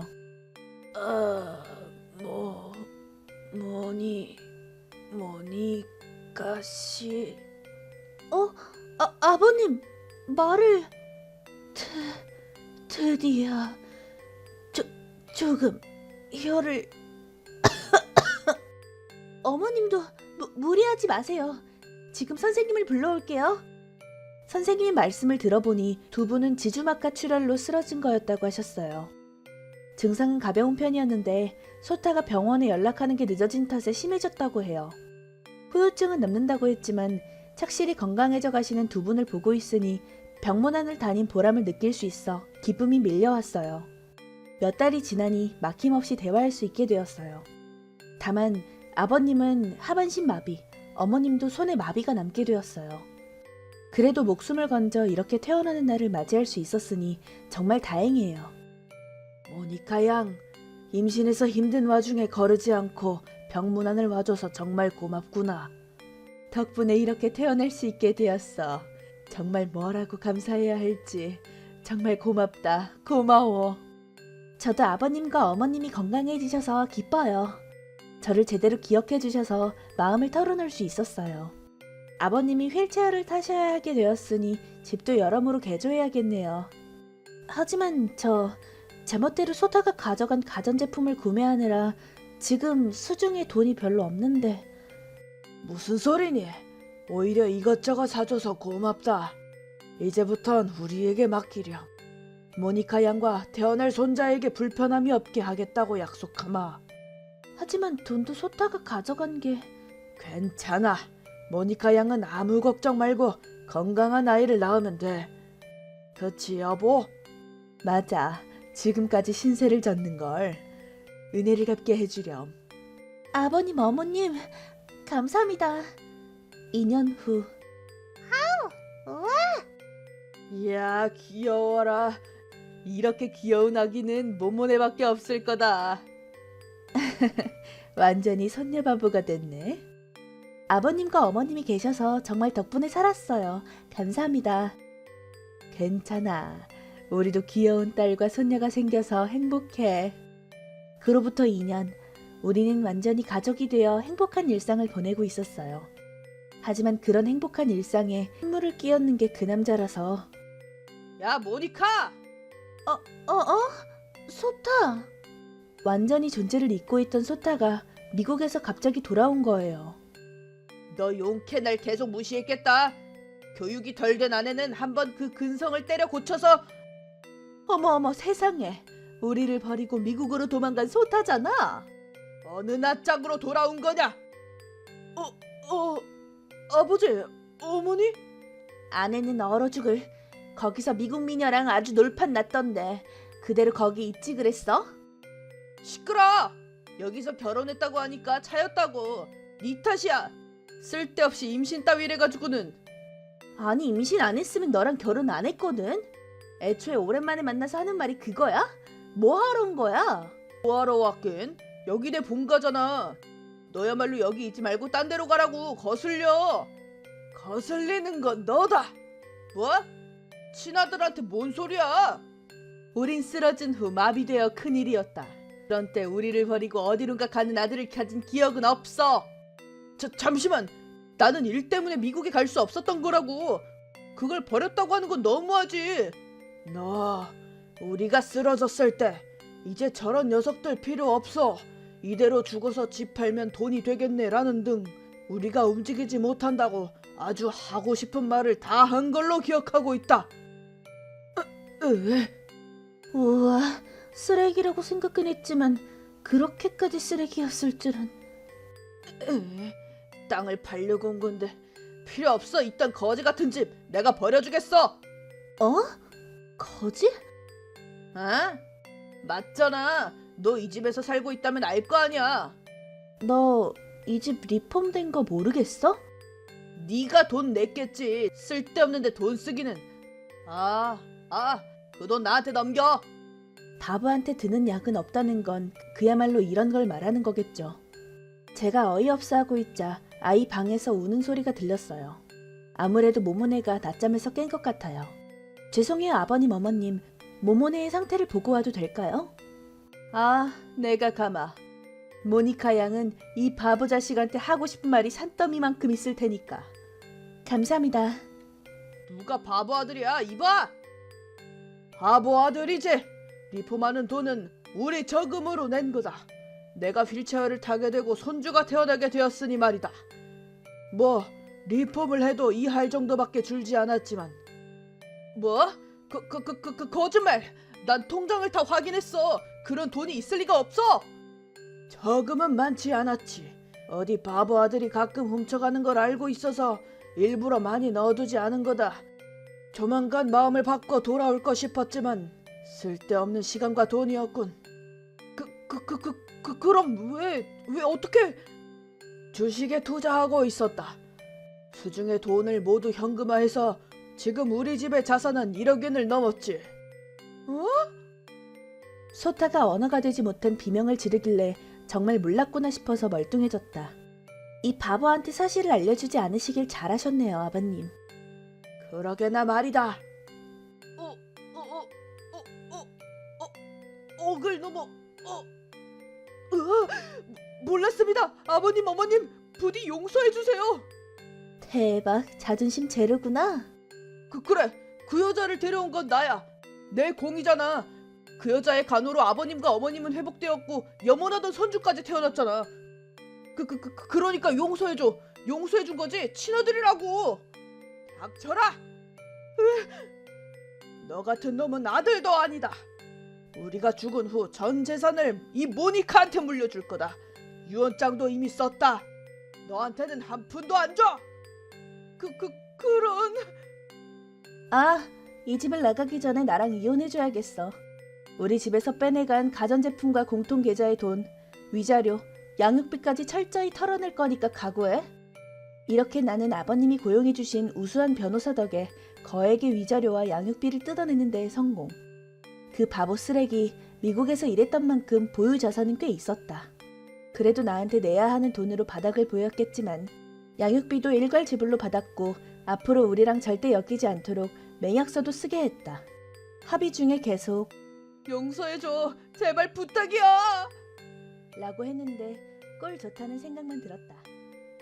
마지막 수속을 마쳤을 때 나는 소타에게 멋진 부모님의 딸로 만들어줘서 고마워. 행복하길. 라고 말해주었다. 소타는 우와. 라며 언어가 되지 못한 절규를 지르며 바닥에 머리를 계속 박으며 분해했다. 1년 후.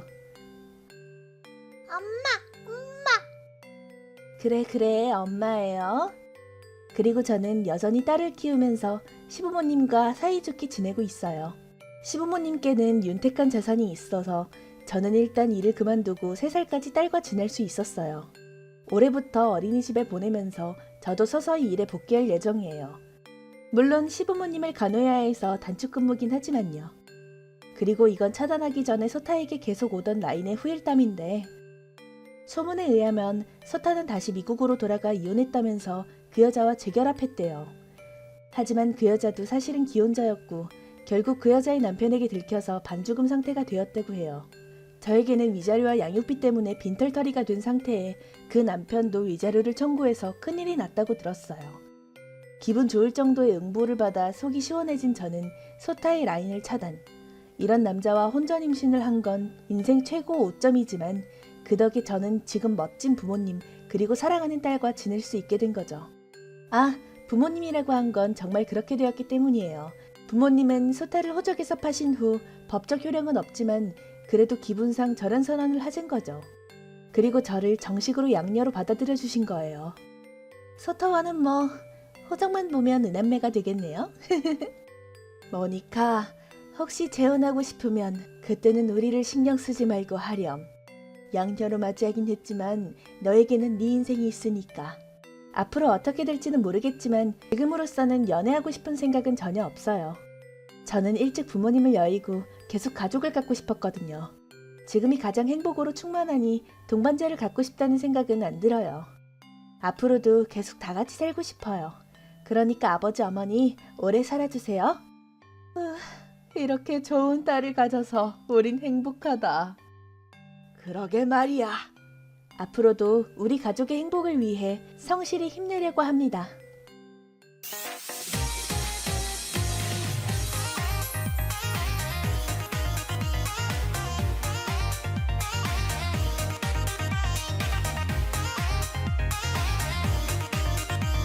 여름방학 사육 담당 말인데 아, 저요. 내가 집에 데려갈게. 정말 고마워. 나도 가끔 집에 놀러가도 될까? 물론이지. 아싸, 스즈키 씨랑 방학에도 만날 구실이 생겼어. 거북이 돌보는 게 이렇게 귀찮은 거였냐. 못 해먹겠다. 그럼 내가 돌봐도 될까? 착한 척하지 마. 네가 돌봐주고 있는 거야? 기특하다. 아니에요. 저 자식, 그게 노림수였냐? 젠장 용서 못해.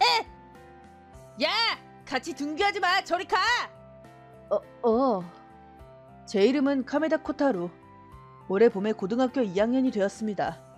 저에게 화를 낸 사람은 1살 위인 형 유타루. 고등학교 3학년으로 수험 시즌이라 예민한 건 아닙니다. 저는 형에게, 아니 가족에게 소외당해 왔습니다. 그 계기는 제가 10살, 형이 11살 때의 일이었습니다. 비켜서라. 슈퍼히어로 유타로님의 등장이시다. 위험해 형! 형은 어렸을 때부터 난폭해서 근처 아이들은 거인을 보는 것처럼 무서워했습니다. 위험해. 괜찮아? 그러게, 왜 거기서 있어? 내 잘못 아니야. 제 얼굴을 나무 막대로 찍고 나서 형은 그 자리를 떠났습니다. 우연히 공원에 같이 있었던 여자아이가 집에 데려가서 치료를 해주었습니다. 아주 깊이 찢어졌구나. 아무튼 병원에 가자. 엄마랑 아빠한테도 연락해줄게. 저기 오빠 낫겠지? 그건 의사 선생님만 알 수 있어.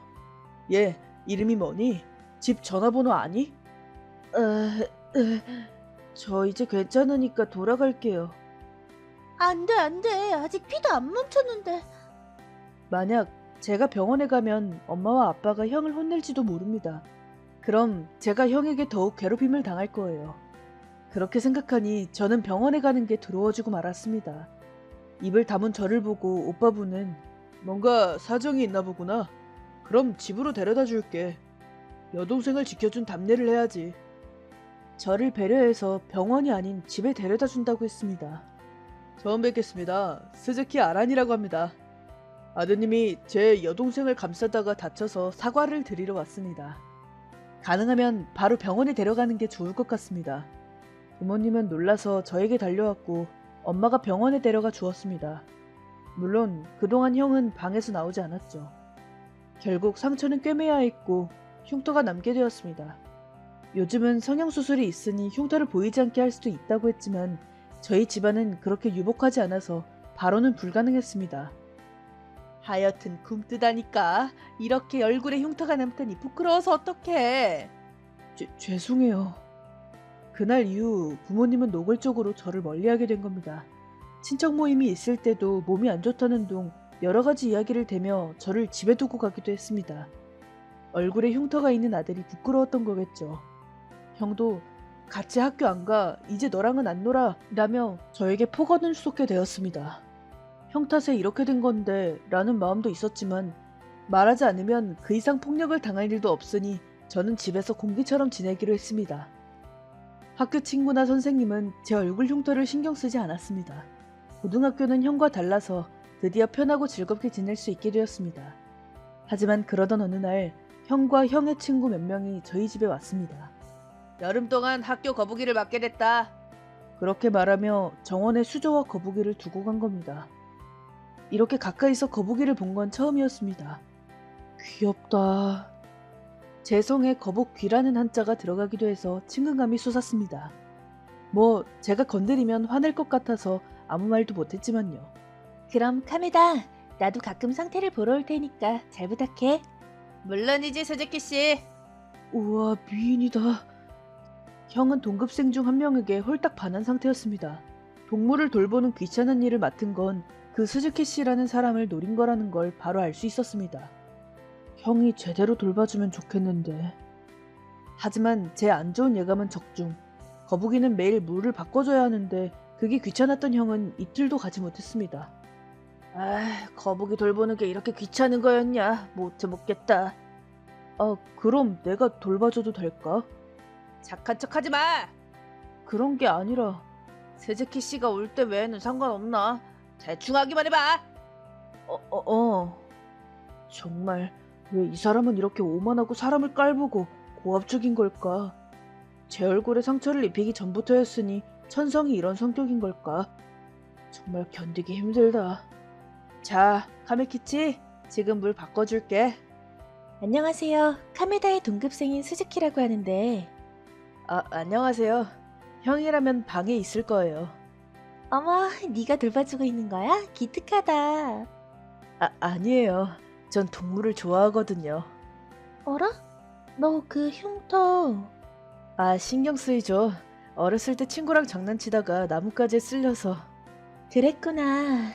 하지만 어른이 돼서 돈을 모으면 성형수술을 하려고 해요.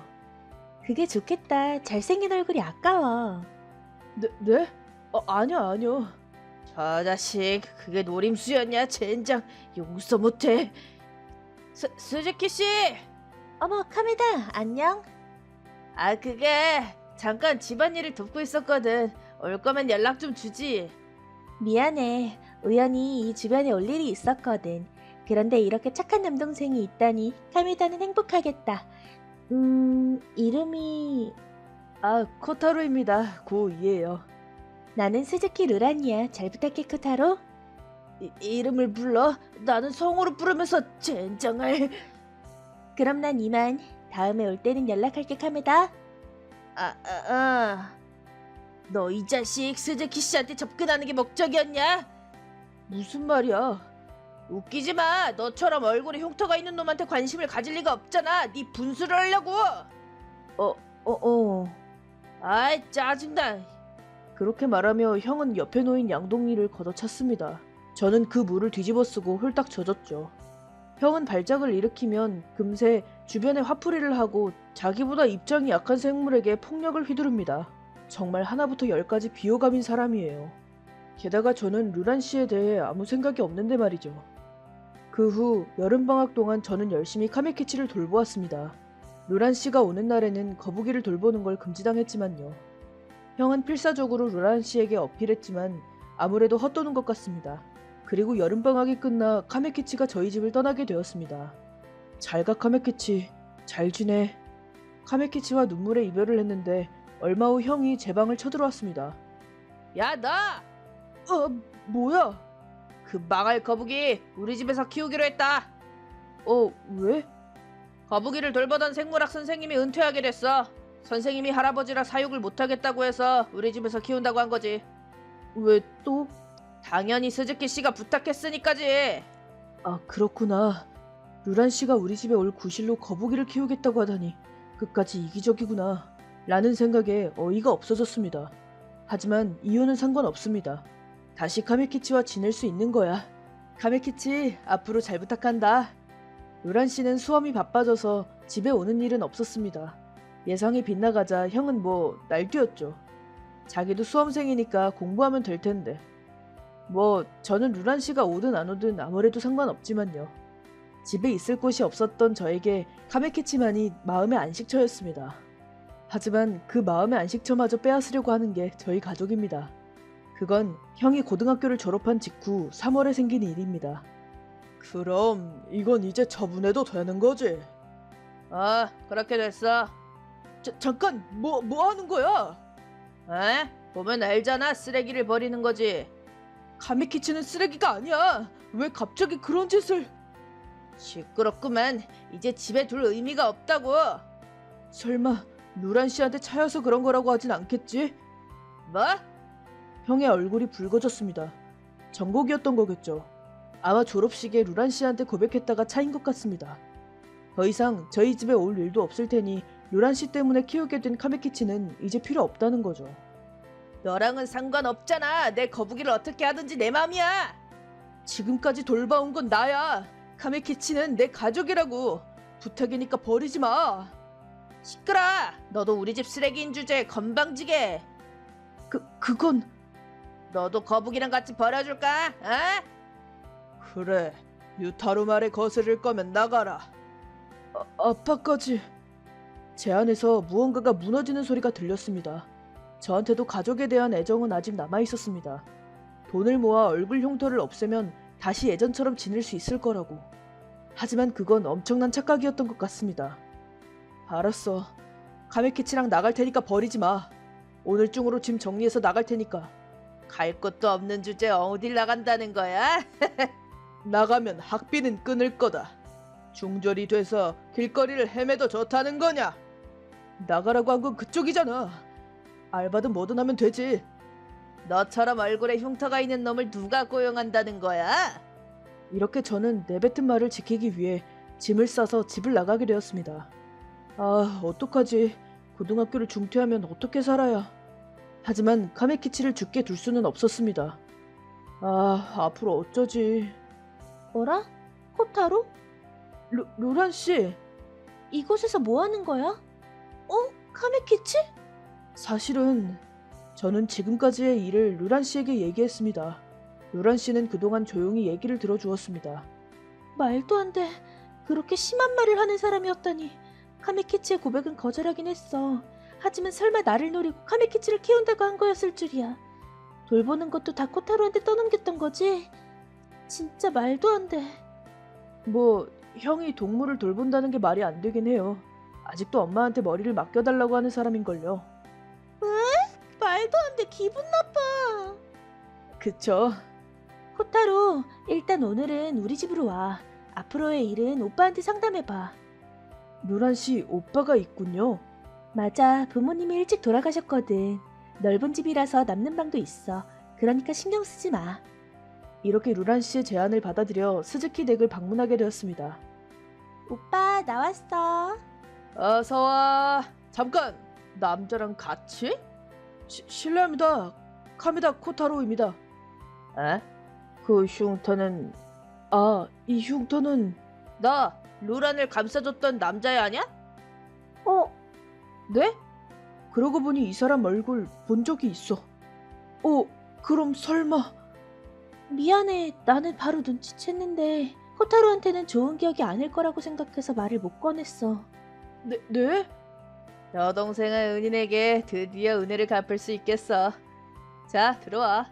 오늘은 파티다. 과자 피라미드로 파티나잇. 밥 제대로 먹고 나서. 네.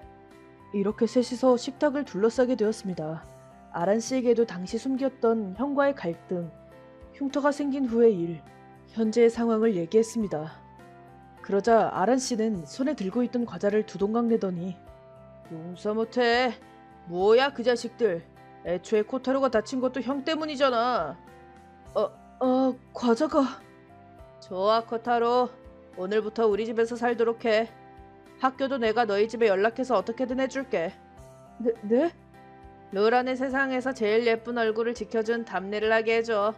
그건 과장이 심하지만 나도 코타로한테 은혜를 갚고 싶어. 안 될까? 아니요, 정말 감사한 말씀이죠. 잘 부탁드립니다. 이렇게 저와 카메키치는 고등학교를 졸업할 때까지 스즈키 댁에서 지내게 되었습니다. 아란 씨가 제 부모님에게 얘기해서 고등학교를 졸업할 때까지 학비도 받게 되었습니다.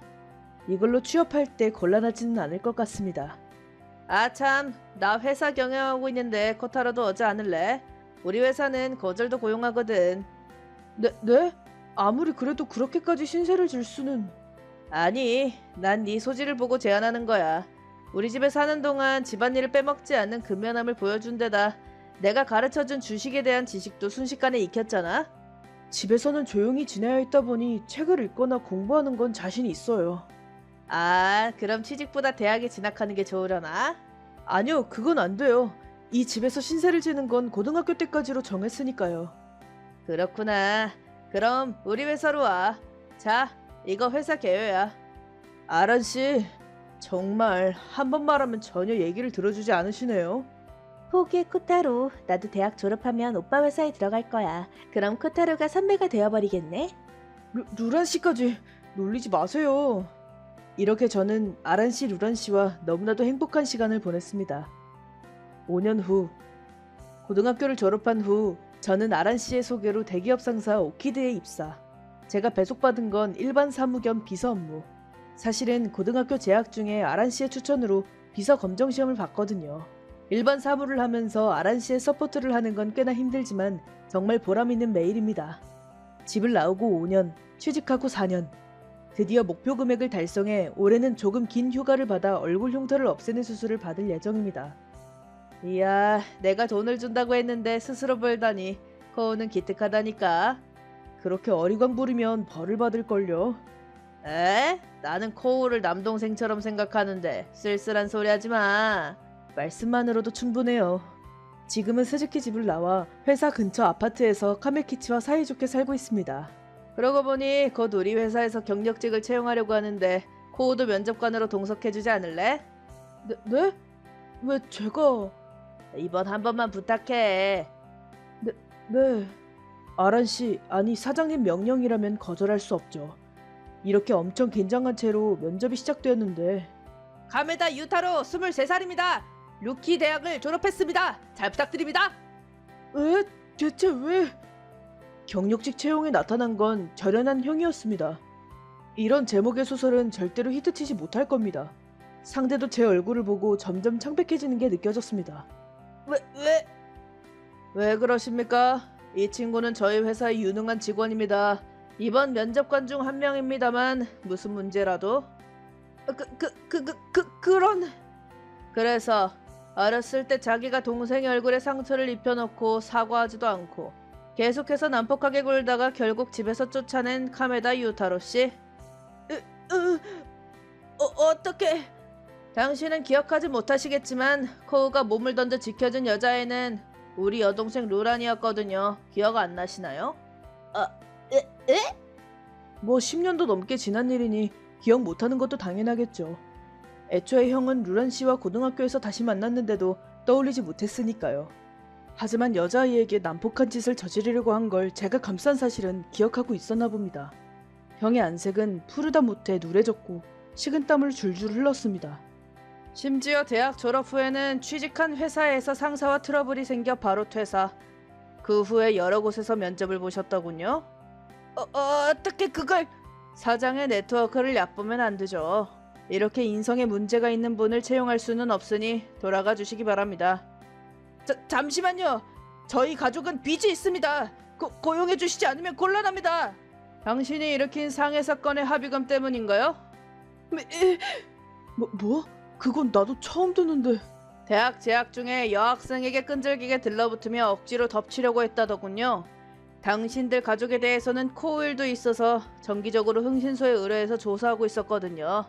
상해 사건을 일으켰다는 말을 들었을 때는 정말 어처구니가 없더군요. 그 사건 후 집도 매각해서 좁은 아파트로 이사했죠.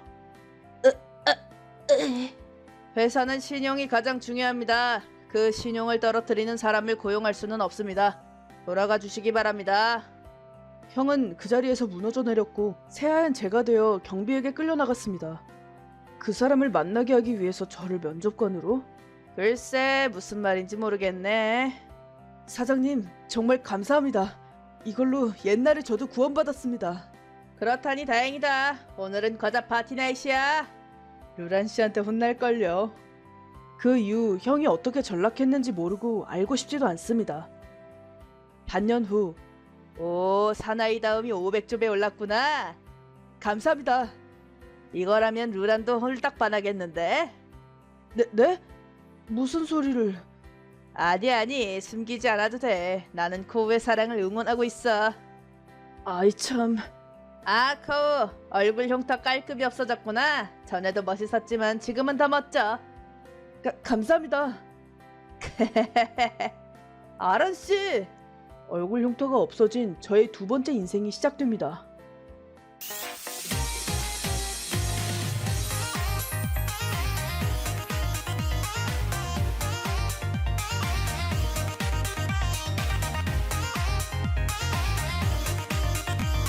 겐타가 원장? 웃기지 마. 그 사람은 원장이 아니라 사무장이야. 뭐? 그리고 원장은 바로 나야. 뭐? 거짓말이지? 헛소리 마! 내 이름은 오다 사쿠라코, 33살. 5살 연상인 남편과 결혼한 지 10년째. 8살이 된 아들 토모야와 화목하게 살고 있다. 남편인 겐타와는 같은 병원에서 일하면서 가까워져 결합하게 되었다. 소위 말하는 직장 연애로 맺어진 관계로 순풍망범한 일상을 보내고 있었는데 요즘 겐타의 행동이 아무래도 수상하다. 벌써 11시네. 지금까지는 늦어도 9시에는 들어왔는데 일이 바쁜가?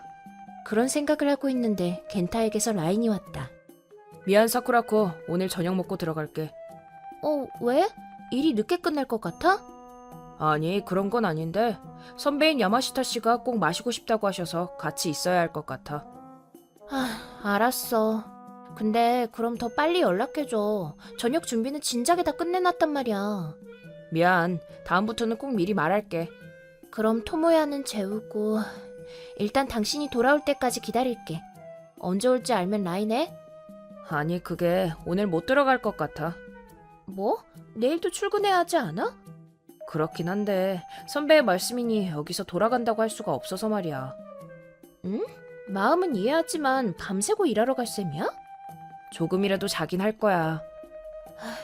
일은 제대로 해야 한다. 병원 사람들한테 민폐 끼치지 마. 알았어. 이렇게 라인 대화는 끝났다. 겐타도 거짓말을 참 못하네. 올해로 결혼한 지 10년인가. 잘 지내고 있다고 생각했는데. 가슴속 답답함을 혼자 감당할 수 없게 된 나는 근처에 사는 학부모 지인인 아야카에게 상담해보기로 했다. 참고로 아야카는 작년에 남편과 이혼한 싱글맘으로 5살 남자애를 키우느라 고생하고 있다. 의견을 거리낌 없이 말해줘서 내가 가장 의지하고 있는 존재였다. 저기 아야카 어떻게 생각해? 아침에 돌아오는 건 역시 위험하다고 생각하지 않아? 아침에 들어가는 건 좀 그렇지. 오늘이 휴일도 아니고 다음날 일하러 가야 하잖아? 말도 안 되지. 그치, 분명 여자 문제라고 생각하는데 우리 병원에 그렇게 술을 좋아하는 사람은 없을 테니까. 근데 남편분 성실해 보이시던데. 그렇지. 신혼 당시는 물론 지금까지도 그런 적 한 번도 없었어. 일도 성실하게 하고 토모야도 아껴주고. 이런 때는 겐타의 핸드폰을 보면 한 번에 알 수 있을 텐데. 역시 남편의 핸드폰을 보는 건 너무 심한가? 글쎄, 이 단계에서 핸드폰을 보는 건 좀 이를지도. 아침에 들어가는 것 자체는 이번이 처음인 거잖아? 그렇긴 해. 그럼 아직 바람이라고 단정 짓기는 이르지 않을까? 정말 회사 사람과 아침까지 마시고 있는 걸지도 모르잖아. 뭐, 그렇지. 또 무슨 일 있으면 언제든 나한테 얘기해. 나는 얘기를 들어주는 것밖에 못하지만 언제든 상담해 줄게. 아야카, 고마워. 또 무슨 일 있으면 연락할게. 역시 과한 생각인가? 이럴 때 남편을 믿는 게 아내의 역할이지. 하지만 겐타의 수상한 행동은 그것뿐만이 아니었다. 저기 겐타, 잠깐 얘기할 수 있어? 응? 사실은 토모야가 축구를 해보고 싶대. 그렇구나. 괜찮네. 근데 토모야는 FC 모니로봇 주니어 유스팀에 들어가고 싶대. 유명한 팀이고 집에서 거리도 꽤 돼서 돈도 많이 들 테니까 고민이 돼. 그렇네. 잠깐, 아까부터 내 말 듣고 있는 거 맞아? 듣고 있어. 그럼 내가 방금 무슨 말 했는지 말해봐. 역시 안 듣고 있었구나. 미안. 그보다 아까부터 핸드폰만 보던데 뭐 하는 거야? 그냥 게임을 좀... 토모야 얘기보다 중요한 게 있어? 그건... 잠깐 핸드폰 줘봐. 아, 하지 마! 왜 갑자기 큰 소리를 내고 그래? 난 중요한 연락을 하고 있었다고. 맘대로 남의 핸드폰을 보려고 하지 마. 겐타. 미안. 큰 소리 내서. 저기 뭔가 요즘 이상하지 않아? 집에 들어오는 것도 늦고 계속 핸드폰으로 누구랑 연락하잖아. 뭐가 이상하다는 거야. 나도 업무 연락도 하고 고향 친구랑 연락할 수도 있지. 그렇긴 한데 나한테 너무 간섭하지 마. 솔직히 당신 요즘 부담스러워. 알았어. 조심할게. 옛날에는 이런 말을 하는 사람이 아니었다. 이렇게 언성을 올리는 사람도 아니었다. 게다가 핸드폰을 보는 걸 이렇게나 싫어하다니. 이미 내 마음속 의욕은 거의 확정이라는 것을 깨달았다. 그와 동시에 서서히 겐타에 대한 마음이 식어가는 게 느껴졌다. 그리고 그로부터 일주일 후 드디어 사건이 일어났다. 평소대로 아침에 돌아온 겐타는 샤워를 한 후 뛰쳐나가듯이 출근했는데 어라? 겐타 핸드폰 두고 갔네? 그러자 핸드폰에는 충격적인 라인이 와 있었다. 겐타, 오늘도 고마워. 최고의 밤이었어. 모쪼록 사쿠라코에게 들키지 않게 잘 대처해줘. 참고로 다음엔 언제 만날 수 있을 것 같아? 이게 뭐야? 최고의 밤이었다고? 아야카, 나를 속였구나. 나는 흘러넘치는 분노를 꾹 참고 내 핸드폰으로 둘의 대화를 녹화로 촬영. 바람에 대해 이것저것 조사할 때 캡처는 날조할 수 있으니 증거로서 약하다고 했다. 영상으로 스크롤한 후 화면을 남기는 게 유효하다는 내용을 기사에서 읽어서 그대로 실행. 과거의 기록까지 다 보지는 못했지만 충분한 증거를 확보한 시점에서 나는 마음을 먹고 아야카에게 전화를 걸기로 했다. 여보세요? 여보세요, 아야카? 사쿠라코, 아침부터 무슨 일이야? 너, 나 속였지? 어? 시침이 떼지 마. 겐타랑 불륜했잖아. 방금 라인 봤어. 진짜 최악이야. 들켜버렸구나. 들켜버렸구나는 무슨... 지금까지 어떤 마음으로 상담을 했던 거야? 남의 남편을 빼앗다니 최악이야. 저기 피해자처럼 굴지 말아줄래? 뭐? 너한테 매력이 없어서 그런 거잖아. 무슨 소리야? 내가 너보다 여자로서 매력이 있던 것뿐이지. 다 네 탓이야. 그러니까 피해자처럼 굴지 말라고. 너 그거 진심으로 하는 말이야? 근데 너도 알고 있었을 거 아니야? 겐타가 너를 더 이상 사랑하지 않는다는 걸. 그건... 미안하지만 겐타는 내가 더 소중한가 봐. 그건... 게다가 겐타랑 나는 같은 집에서 살고 있어. 집이 근처니까 너한테 들킬까 봐 걱정이었지. 말도 안 돼. 너도 애가 있잖아. 미쳤어.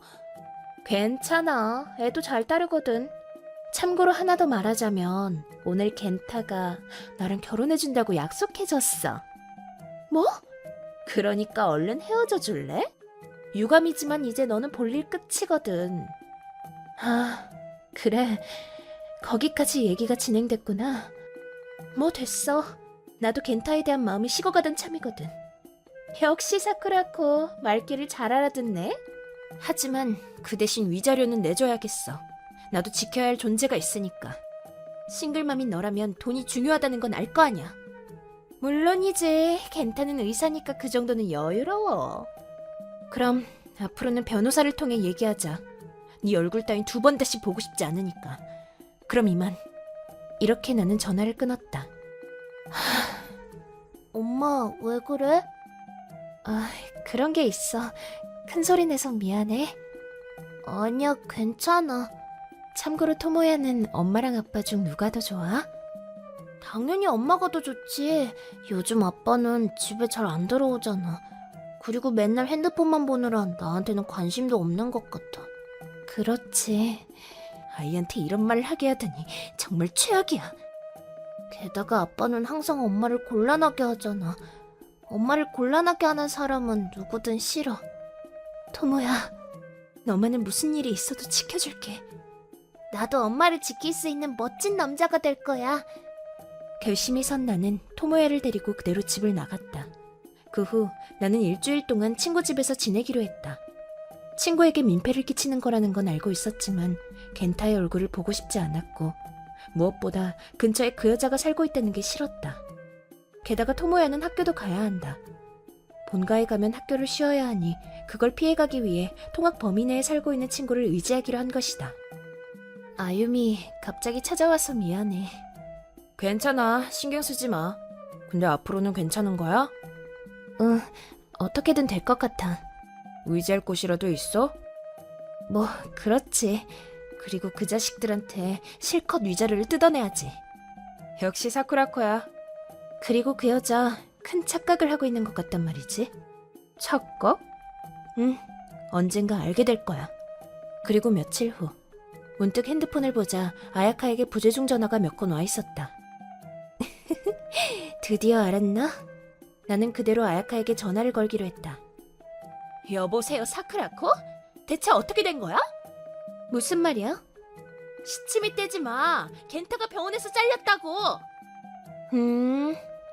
어떻게 된 거야? 너 뭐 알지? 무슨 일이 있던 거야? 이렇게 될 거였으면 빨리 알려줬어야지. 알려주고 뭐고. 겐타를 자른 건 나거든. 뭐? 무슨 소리야? 놀랐어? 하지만 겐타는 의사잖아. 게다가 병원의 원장인데? 네가 어떻게 겐타를 자를 수 있다는 거야? 어이없는 소리 하지 마. 어이없는 건 너겠지. 겐타가 원장? 웃기지 마. 그 사람은 원장이 아니라 사무장이야. 뭐? 그리고 원장은 바로 나야. 뭐? 거짓말이지? 헛소리 하지 마. 헛소리 아니야. 모두 사실이야. 그 진료소는 원래 우리 아버지가 원장이셨거든. 그 후에 이어받은 게 나야. 뭐?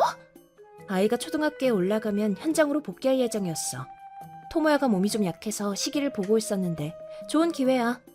그놈이랑 이혼한 후 바로 현장으로 복귀할 거야. 하지만 진료소의 이름은 오다 클리닉이잖아. 겐타의 성이니까 겐타 거 아니야? 자꾸 지어내지 마. 아, 진짜 바보 같은 여자랑 대화하려니 지친다. 당연히 겐타가 대릴 사위로 들어온 거지. 말도 안 돼. 그럼 겐타는 원장도 의사도 아니라는 거야? 그런 거지. 솔직히 걔를 대신할 수 있는 사람은 널렸어. 그럴 수가. 그래도 아직 뭐가 남았어? 그런 사적인 감정으로 병원의 직원을 해고해도 되는 거야? 아무리 원장이라도 그건 지나친 거 아니야? 사적인 감정을 공적인 일에 가져오면 안 되지. 전혀 사적인 감정이 아니야. 솔직히 겐타는 병원에서 짐이었거든. 뭐?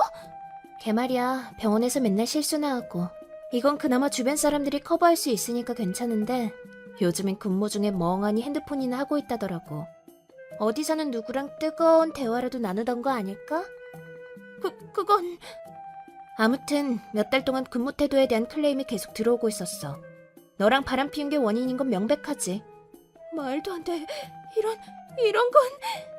지금까지는 부부니까 실수에 대해서는 내가 철저하게 주의를 줬고 일단 원장의 남편이니 다들 도와줬지만 요즘 그놈은 지나칠 정도로 무능했지. 이번 건에 대해서는 사적인 감정은 전혀 없어. 정당한 해고야. 그럴 수가? 마지막으로 충고하는 건데 걔 일 완전 못해. 다른 병원에서 사무를 보는 건 어려울 거야. 뭐? 딱히 자격증도 없으니 한동안 백수 확정이네. 그럼 왜 그런 남자랑 결혼한 거야? 그야 나를 사랑해주니까. 못하는 건 많았지만 같이 있으면 편한 사람이었어. 하지만 인성을 빼면 그 자식은 그냥 쓰레기지. 백수인 무능 남편을 빼앗아주다니 정말 좋은 친구를 뒀다니까. 모쪼록 신혼생활 힘내봐.